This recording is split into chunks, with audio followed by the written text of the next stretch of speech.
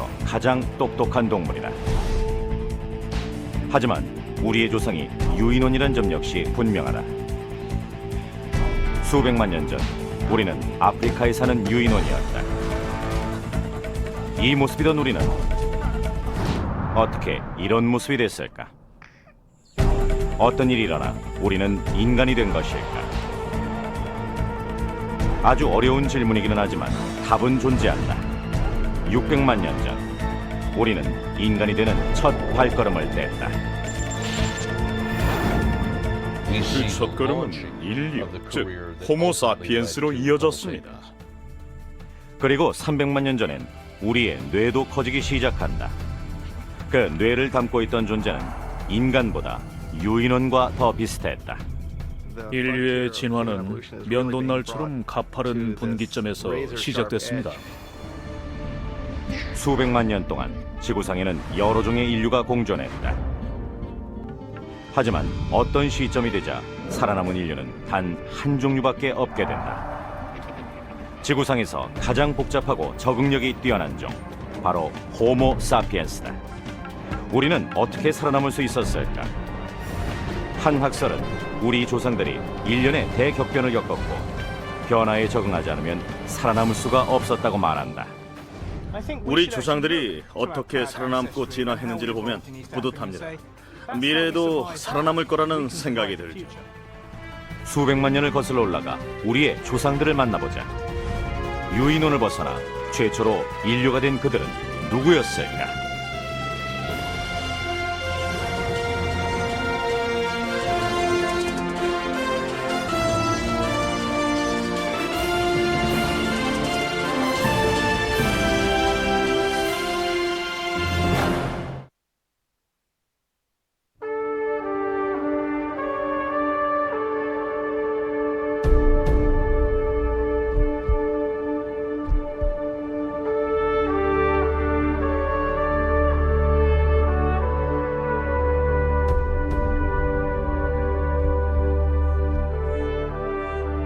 수백만 년 전 아프리카 평원에선 엄청난 사건이 발생한다. 네 발로 걷던 유인원들이 일어서서 두 발로 걷게 된 것이다. 걷는 자세의 변화는 결국 두뇌 크기의 변화로 이어졌다. 오랜 시간이 지난 뒤 두 발로 걷던 유인원은 우리가 된다. 이런 일이 일어났다는 것은 모두가 알고 있지만 그 시기와 이유는 최근까지도 베일에 쌓여 있었다. 사하라 사막에서는 600만 년 된 화석이 발견됐다. 직립보행 시작의 비밀을 밝혀줄지도 모르는 화석이다. 우리는 지금 인류 진화의 첫 장을 쓰고 있습니다. 진짜 출발점에 아주 가까이 접근했다고 말할 수 있죠.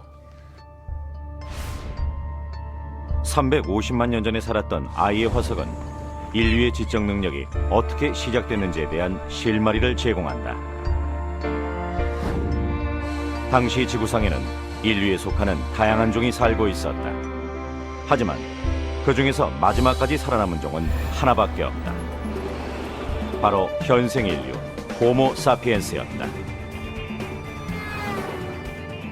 우리는 어떻게 진화했을까? 왜 우리가 살아남았을까? 학자들은 지금도 아프리카 오지에서 실마리를 찾고 있다. 답을 찾기 위한 여정이 시작되는 곳은 에티오피아 북동부의 아파르다. 아파르는 동아프리카 대지구대에 속하는데 지구대는 단층 운동으로 함몰된 지형을 가리킨다.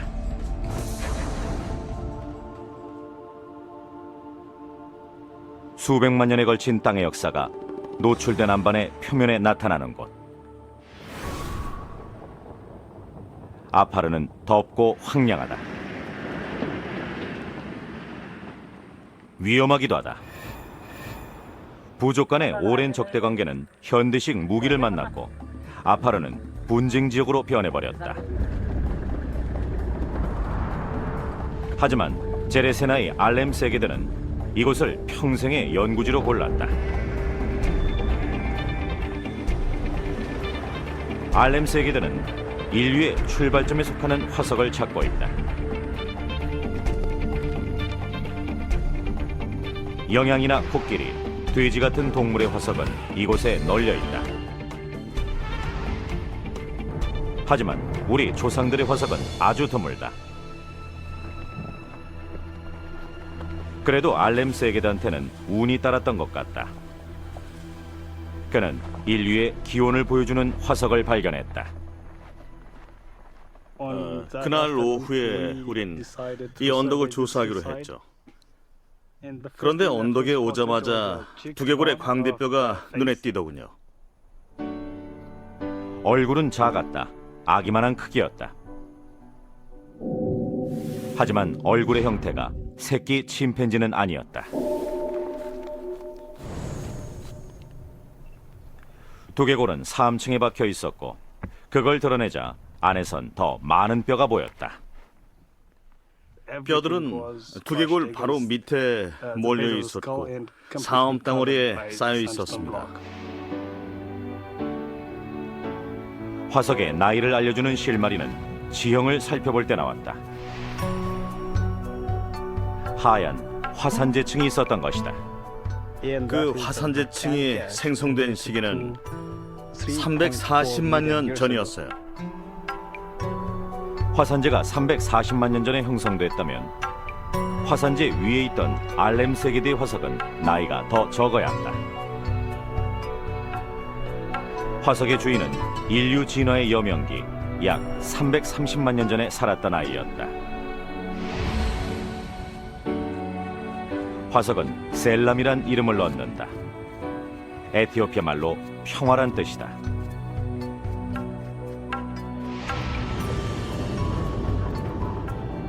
알렘 세계들은 셀람에 대한 의문들을 풀기 시작했다.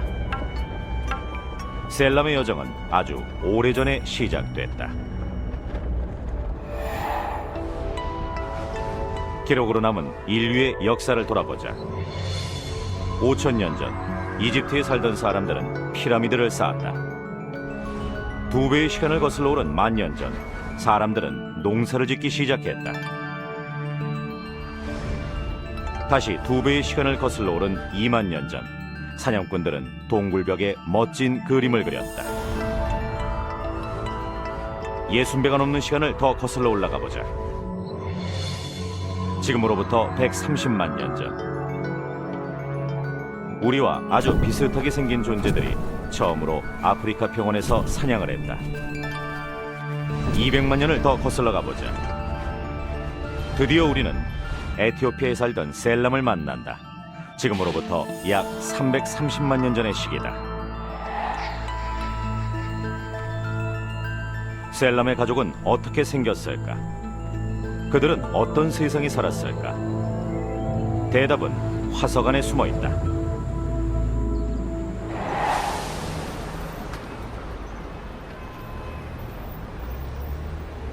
에티오피아의 아디스 아바바.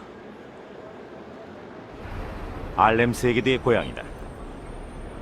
그는 인류의 기원을 밝히는 작업에 뛰어든 신세대 아프리카 학자들 중 하나다.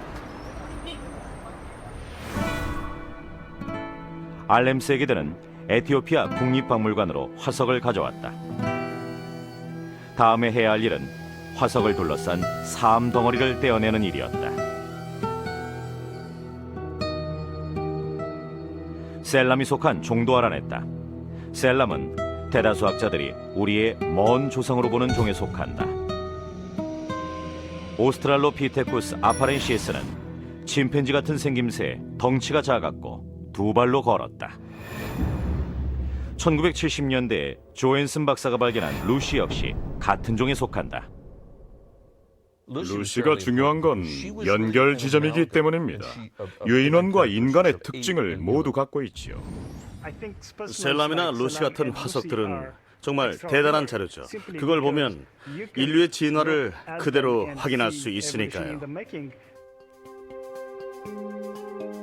하지만 인류 진화를 확인하는 일은 쉽지 않았다. 셀람의 뼈는 단단한 돌멩이가 돼버렸고 사암과 엉켜 있었기 때문이다. 사암을 떼어내는 일은 힘들었다. 쉬지 않고 일했어요. 몇 년을 계속해서 그 일을 했죠. 모래 알갱이를 하나씩 떼어냈습니다. 휴일도 없었죠.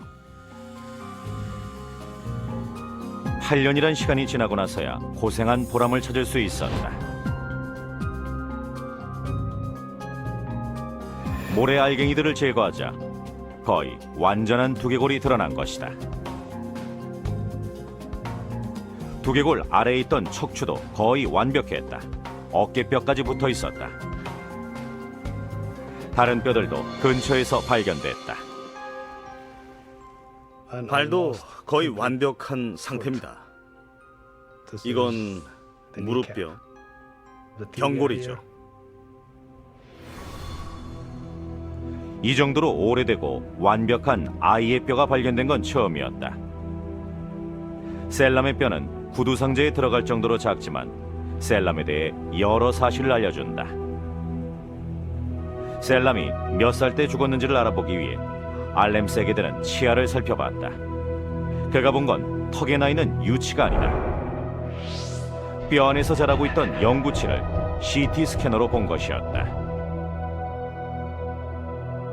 셀람은 3살 때 죽은 걸로 밝혀졌다.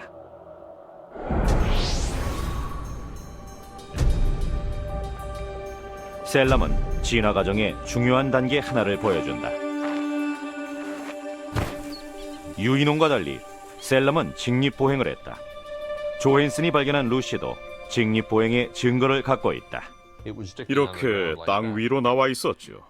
신발로 여기를 톡톡 건드렸더니 이게 밖으로 나오더군요. 경골, 즉 정강이 뼈의 위쪽 끝입니다. 그러니까 무릎뼈가 여기 얹혀 있는 거죠.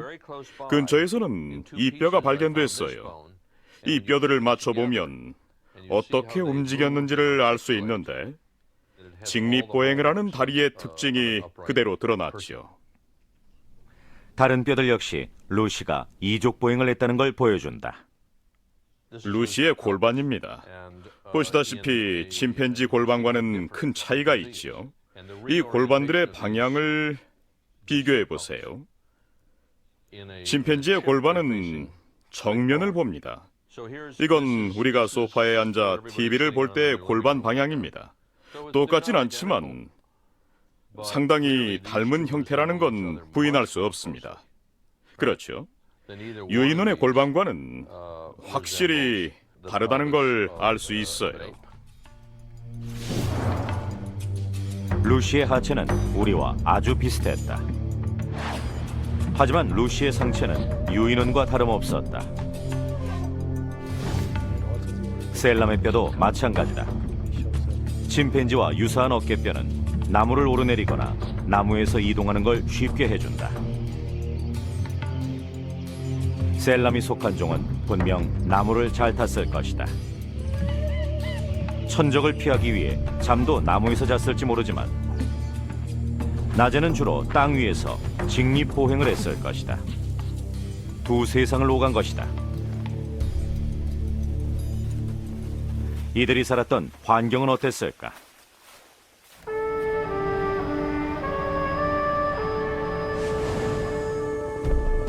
당시에 동아프리카 대지구대는 지금과 크게 달랐다. 케냐 국경에는 세계에서 가장 덥고 황량한 땅 중 하나가 자리 잡고 있다. 화산암과 뜨거운 사막이 끝없이 펼쳐진 땅.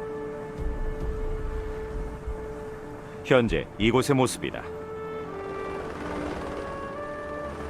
하지만 이곳이 이렇게 황폐해진 건 비교적 최근의 일이라고 한다. 38도를 넘나드는 땡볕 아래서 학자들은 이곳 수구타 계곡이 겪은 급격한 변화의 흔적을 조사하고 있다. 계곡 전체가 물에 잠겨 있었습니다. 수심이 580m까지 오르기도 했죠. 계곡 전체가 거대한 호수에 잠긴 걸 상상해 보세요. 북미의 5대5보다도 깊은 호수였다는 얘기다. 과거 아프리카 대륙은 지금보다 훨씬 습도가 높은 땅이었다. 수백만 년 전, 그러니까 루시와 셀람이 태어나기 훨씬 전에 아프리카는 무덥고 습한 열대 우림기후 지대였다.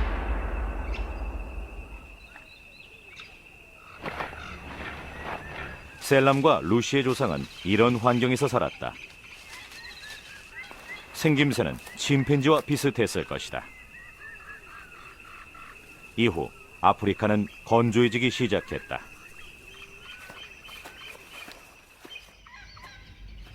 숲도 줄어들기 시작했다. 셀람이 살았던 3에서 400만 년 전, 동아프리카 대지구대엔 다양한 기후가 모자이크처럼 공존했다. 동물들의 화석으로도 그 점은 확인할 수 있다.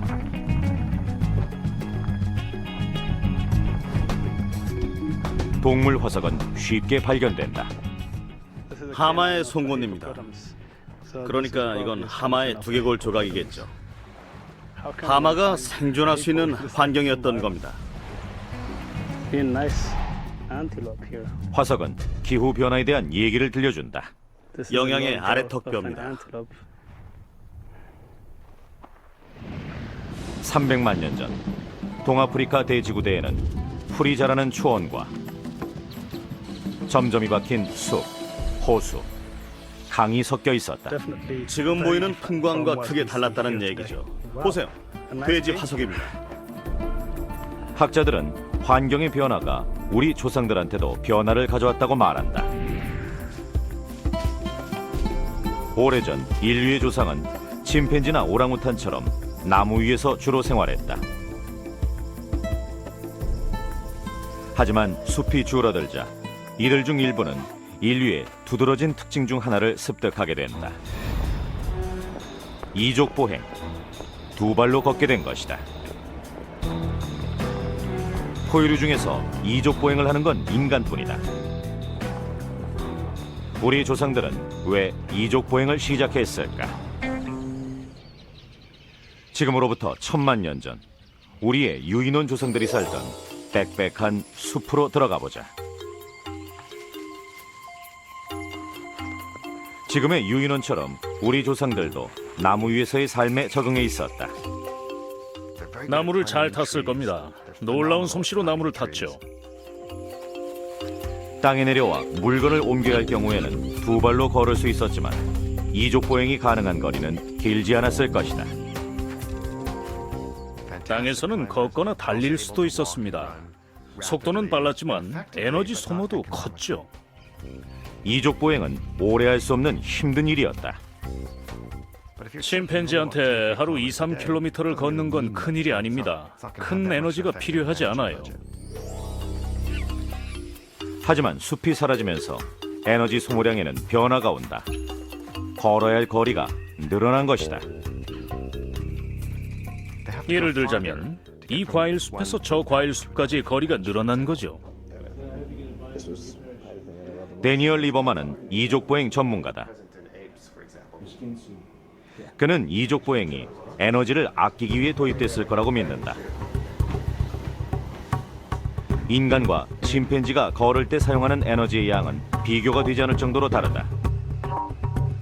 침팬지는 에너지 스펀지다. 침팬지는 걸을 때마다 어마어마한 에너지를 사용합니다. 인간의 4배 정도죠. 네 발로 걸을 때나 두 발로 걸을 때 모두 침팬지는 인간의 경쟁자가 못 된다.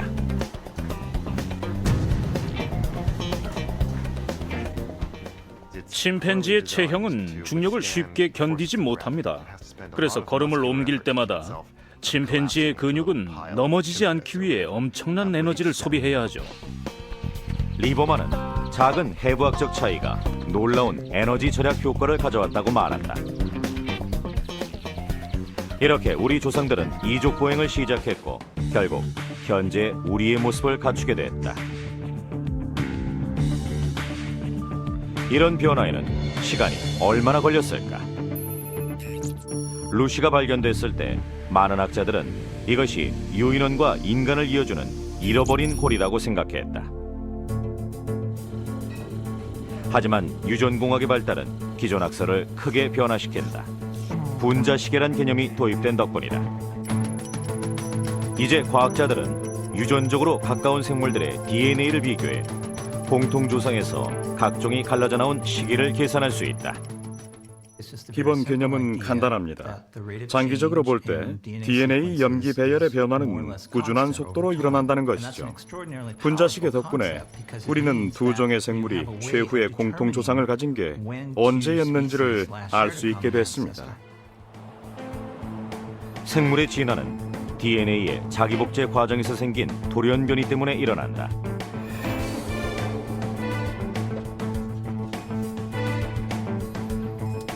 돌연변이 발생 비율은 놀라울 정도로 규칙적이다.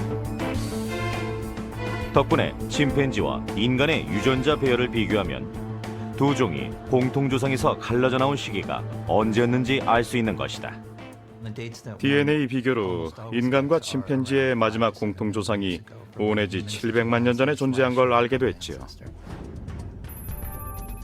기존 학설이 주장하는 것보다 훨씬 이른 약 600만 년 전에 인간은 유인원한테서 갈라져 나왔다. 루시와 셀람은 침팬지에서 한 걸음 진화한 존재가 아니었던 것이다. 루시와 셀람은 최초의 인류보다 현생 인류에 더 가깝다. 루시와 셀람 이전엔 누가 있었을까? 최초의 인류는 누구였을까?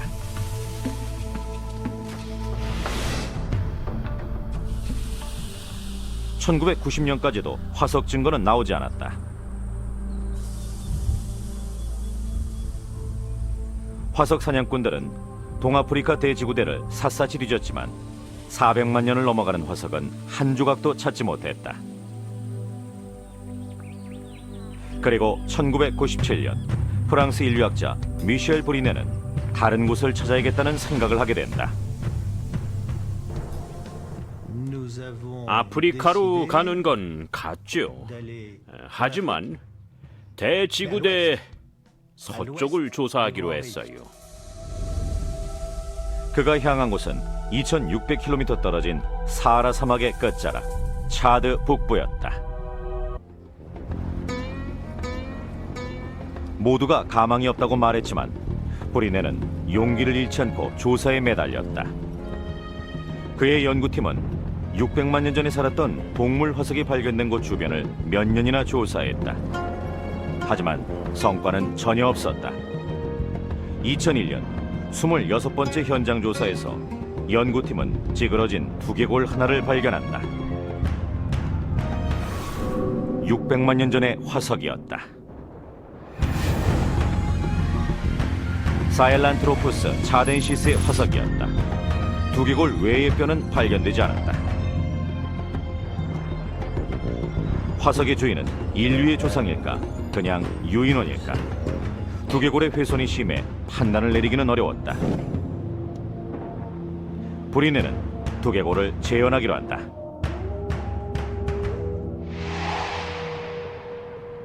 투마이란 애칭을 얻은 이 화석을 들고 브리네는 프랑스 그르노블에 있는 입자 가속기를 찾아간다. 정밀 엑스레이 스캐너를 쓰기 위해서였다.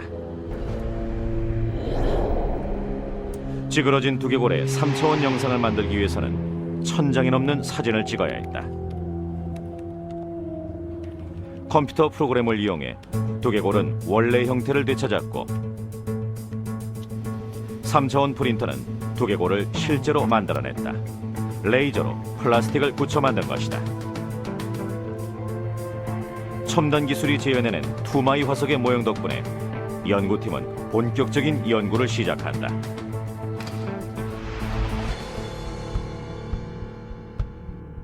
브리네가 답을 찾고 싶었던 질문은 이것이었다. 루시나 셀람보다 수백만 년이나 일찍 존재했던 이 생명체는 두 발로 걸었을까? 그 답은 두개골과 척추가 이어진 부분이 있어야 알 수 있지만 브리네는 두개골의 모양으로 그걸 유추할 수 있다고 말한다. 투마이 화석이 유인원들처럼 네 발로 걸었다면 눈은 아래를 향할 것이다. 하지만 이 가설은 맞지 않았다. 이족 보행을 하는 동물처럼 눈이 정면을 향한 것이다. 브리네는 투마이 화석이 직립보행을 했다고 믿는다. 해부학적으로 봐도 투마이 두개골의 뒤통수는 이족보행 동물처럼 쑥 들어가 있습니다. 고릴라하고는 형태가 달라요. 일부 학자는 비슷하다고 하지만 아닙니다. 보면 알 수 있죠. 투마이 화석이 직립보행을 했다는 주장에는 아직도 이견이 존재한다. 하지만 브리네가 옳다면 600만 년 전에 살았던 투마이 화석은 최초 인류의 강력한 후보가 된다. 이런 발견들은 인류 진화에 대한 시각도 바꿔놓고 있다. 기존의 학설은 아주 간단하다. 탁 트인 추원이 넓어지며 인류의 조상은 나무에서 내려올 수밖에 없었고, 이족 보행에 이어 곧바로 뇌의 용량이 커졌으며 본격적인 진화가 시작돼 현생 인류에 다다랐다는 학설이다. 이런 학설은 1세기 이상 정설로 존재했다. 다윈은 나무를 내려온 즉시 직립보행, 손의 사용, 도구 발명, 뇌 확장, 송곳니 퇴화가 일어났다고 봤습니다. 하지만 뇌 용량의 확장은 직립보행 직후에 온 변화가 아닌 것 같다. 투마이 화석과 셀람은 이족 보행을 했지만 뇌가 작았다. 이들이 예외적인 것도 아니다. 직립보행을 하면서도 침팬지만한 뇌를 가진 존재들은 수백만 년 동안 꾸준히 나타났다. 오로린 투게넨시스. 다양한 종들이 나타났습니다. 종 사이의 차이도 크지 않았어요. 아르디피테쿠스 라미두스. 하지만 종 사이에 큰 차이가 없다는 점은 아주 중요합니다. 오스트랄로피테쿠스 아프리카누스. 모두 이족 보행에 코가 크고 뇌가 침팬지만 했죠. 캐니안트로푸스 플라티옵스. 이런 생활 방식 발달 단계가 수백만 년간 지속됐어요. 작은 뇌로 이족 보행을 한 유인원은 큰 성공을 거둔다. 이 중에서 누가 인류의 조상인가에 대한 논쟁은 지금도 진행 중이다. 이들이 번성했던 기간은 우리가 존재한 기간보다 25배나 길다. 뇌 용량의 변화 없이 이들은 400만 년 가까이 생존하고 번성했다.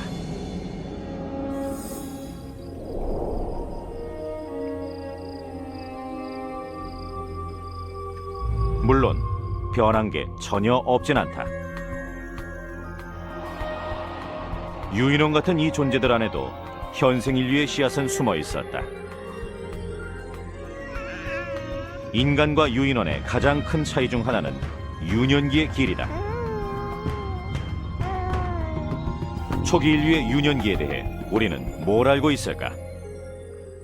성인에 대해 알려진 건 많지만 아이에 대해선 아는 게 없었죠. 새끼 침팬지의 뇌는 초기에 급격한 성장을 해서 3살이 되면 거의 완전한 형태를 갖춘다. 인간은 성장 속도가 훨씬 느려서 뇌가 완전히 성장하는 데는 20년 가까운 시간이 걸린다.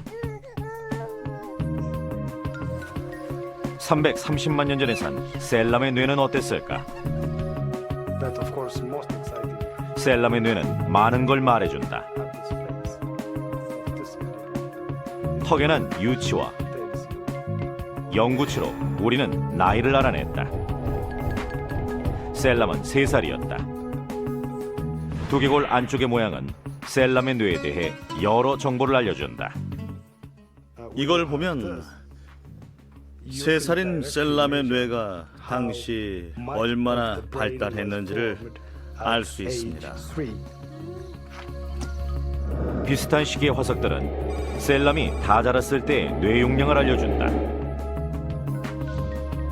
이를 토대로 알렘 세계들은 3살 때 죽은 셀람의 뇌가 어느 정도 성숙해 있었는지를 계산했고, 3살 안팎의 침팬지와 비교했다. 침팬지는 3살이 되면 뇌 발달의 90% 정도가 이루어집니다. 하지만 셀람의 뇌 용량은 다 자랐을 때 75% 정도에 불과하다. 성장 속도가 더 느리다는 얘기다.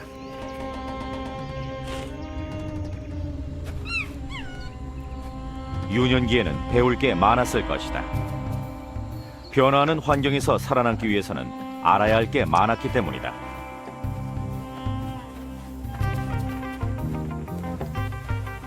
인간의 유년기가 유달리 긴 건 역시 문화 전수에 걸리는 시간 때문일 것이다.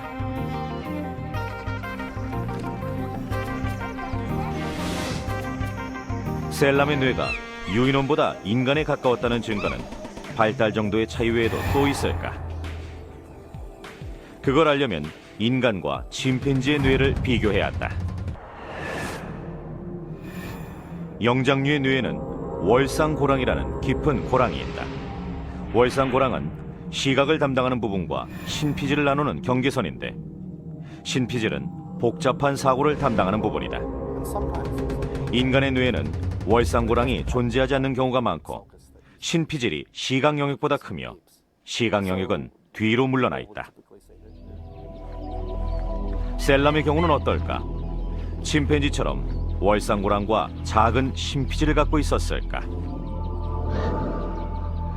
뇌는 화석으로 남지 않지만 완벽하게 보존된 셀람의 두개골은 뇌의 구조를 어느 정도 짐작하게 해준다. 컬럼비아 대학의 렐프 홀로웨이는 침팬지 같던 우리 조상들이 셀람, 루시로 진화하며 시각 영역의 경계가 되는 월상고랑이 뒤로 이동했고, 이로 인해 복잡한 사고를 담당하는 신피질의 영역이 커졌다고 주장한다. 여기를 자세히 보면 함몰된 부분이 눈에 띄는데 월상고랑일 가능성이 높습니다.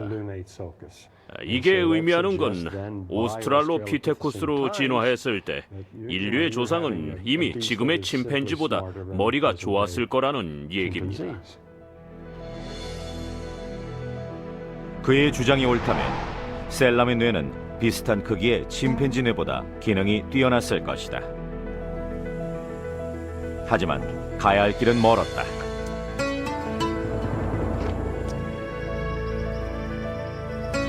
셀람의 종은 여전히 유인원과 비슷했다.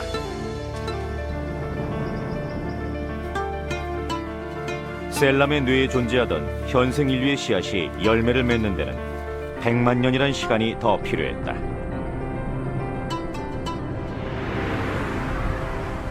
그 100만 년은 베일에 쌓여 있다. 그중 50만 년은 화석으로 남은 자료도 거의 없다. 하지만 그 사이에도 변화는 진행됐다. 약 250만 년 전의 지층에서 학자들은 새로운 뭔가를 찾아냈다. 언뜻 보면 돌멩이지만 이 돌에는 누군가의 손길이 스며 있다.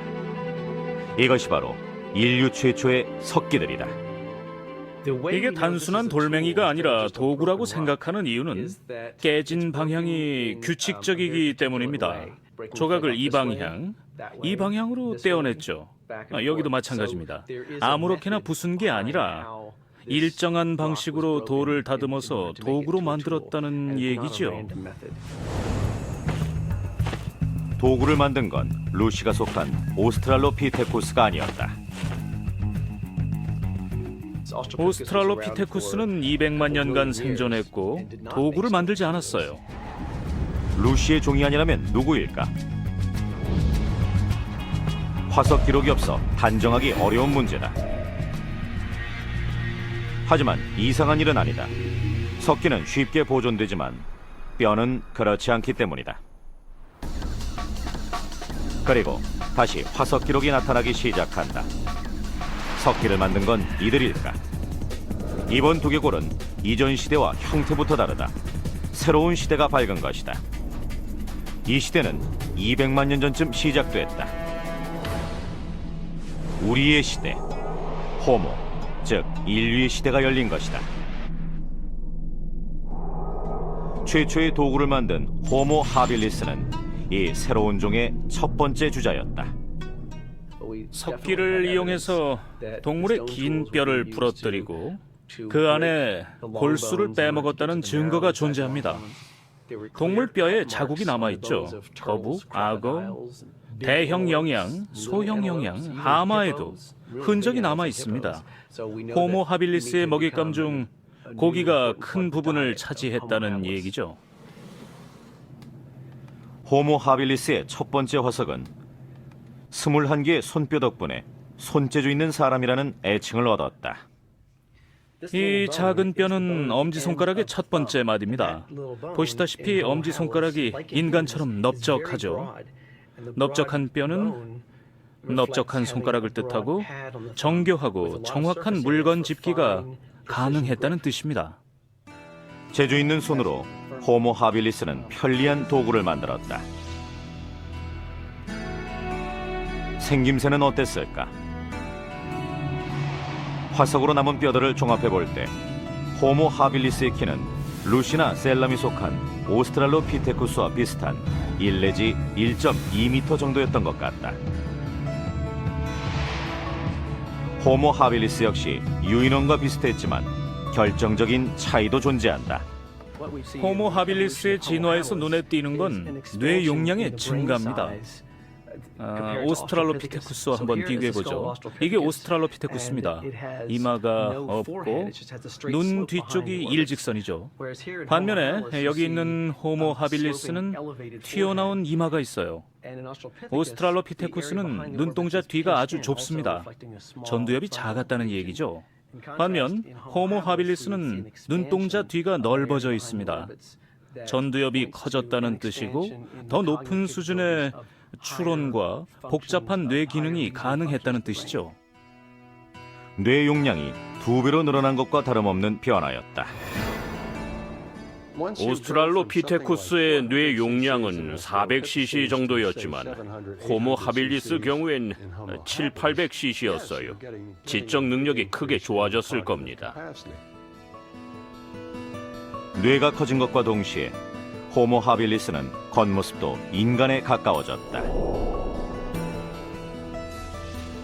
빅터 디크는 발굴된 두개골 화석들을 바탕으로 호모 하빌리스의 얼굴을 재현해냈다.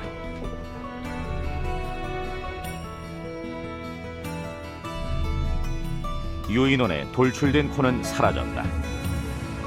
호모 하빌리스의 얼굴에서는 인간이 엿보인다.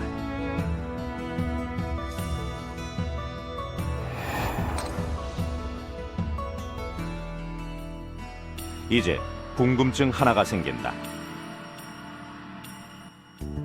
수백만 년이나 정체 상태를 유지했던 뇌 용량과 지적 능력은 어째서 갑자기 변하기 시작한 걸까?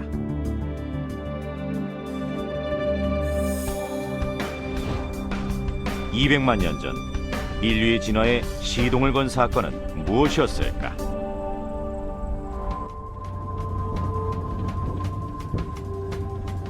학자들은 아프리카로가 실마리를 찾았다. 이곳은 케냐. 동아프리카 대지구대의 남쪽 끝이다. 지각 변동이 활발한 이곳엔 오래된 암석들이 지표면에 드러나 있는 경우도 많다. 1000만 년 전 아프리카는 지금보다 훨씬 축축했다.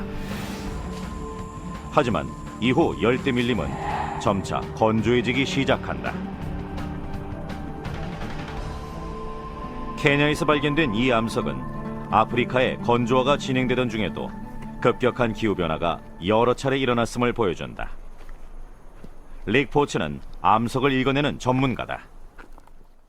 여기 있는 이 암석층은 약 1000년 동안의 안정된 기후를 보여줍니다. 그러다가 갑자기 화산 폭발이 일어나고 500년 정도 호수가 나타났다가 가뭄이 오고 다시 호수가 생겼어요. 그러니까 여러 지층에 걸쳐 기후 변화가 일어났다는 얘기죠. 전문가의 눈으로 보면 어느 지층이 호수 바닥이었고 언제 사막이 생기고 화산이 폭발했는지를 알 수 있다. 지층은 수백만 년에 걸친 기후의 스냅 사진이다. 이런 관찰을 토대로 포츠는 새로운 가설을 내놓는다. 급격한 기후 변화가 인류 진화를 촉진했다는 가설이다. 기후 변화를 추적하며 제가 한 생각은 특정한 환경 변화 한 번이 아니라 지속적인 변화의 경향이 중요하다는 것이었어요. 학자들은 암석층에서 나온 규조류를 분석해 기후 변화를 추적했다. 큰 틀에서 보면 건조하지만 그 안에는 급격한 변화들이 포함되어 있었다. 거대한 호수가 나타났다 사라지기를 반복했고 가뭄은 폭풍과 집중호우로 끝났다. 새로 생긴 강과 숲은 몇천 년 후 다시 건조한 초원이 됐다. 진화의 관점에선 눈 깜빡할 새 일어난 일들이다. 느리고 꾸준한 건조화가 진행된 게 아니라 건조한 기후와 습한 기후 사이를 왔다 갔다 한 겁니다. 우리 조상들은 기후 변화에서 어떤 영향을 받았을까?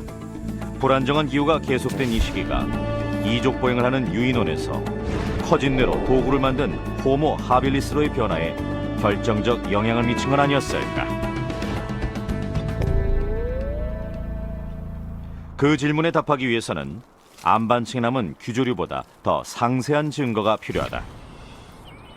호모 하빌리스가 진화를 이어가던 200만 년 전에 대한 자료가 필요한 것이다. 그런 자료를 제공하는 곳은 단 하나, 바다 밑이다. 심해 퇴적물은 수백만 년 전의 얘기를 들려준다. 학자들은 시추공으로 심해 바닥에 샘플을 채취했다. 미국 뉴욕주 피터 드메노컬은 돌멩이와 모래 입자가 가득 찬 심해코 수천 개를 연구한다. 이곳은 바다 역사를 담은 도서관이다. 심해 퇴적물의 최대 매력 중 하나는 오랜 기간에 걸쳐서 쉬지 않고 천천히 퇴적물이 쌓인다는 점입니다. 심해코 하나의 길이는 약 90cm. 그 안에는 아프리카 대륙에서 난리와 바다에 퇴적된 흙과 먼지가 담겨 있다. 전문가들은 각각의 층도 구별해낸다. 먼지가 쉽게 날리는 건조기의 층은 두껍고 습한 기간의 층은 얇다. 각 층의 두께로 기후가 건조했는지 습했는지를 알 수 있는 것이다. 심해 코어는 지구의 역사책입니다. 지구 기후의 변화를 그대로 보여주니까요. 먼지들이 언제쯤 바다로 날려와 떨어졌는지도 알아내야 한다. 그건 먼지와 같은 층에 퇴적된 바다 미생물의 껍질을 분석해서 알아낸다.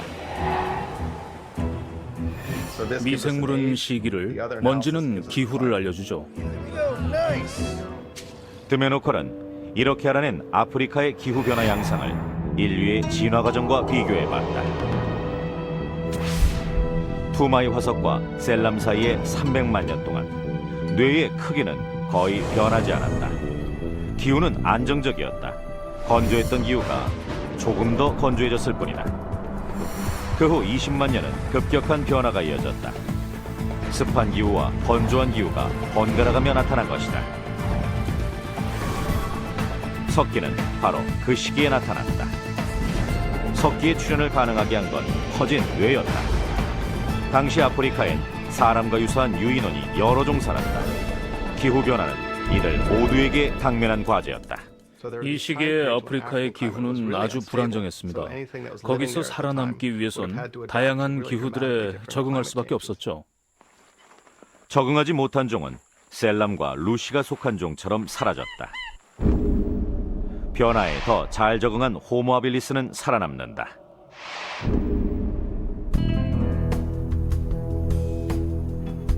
아프리카의 기후 변화에 대한 새로운 발견들 덕분에 릭 포츠는 인류의 진화에 대해 새로운 가설을 제시하게 된다. 기존 가설은 이것입니다. 인류의 진화는 나무가 드문드문 자라는 열대 초원 사바나에서 일어났고 건조화가 출발점이란 학설이죠.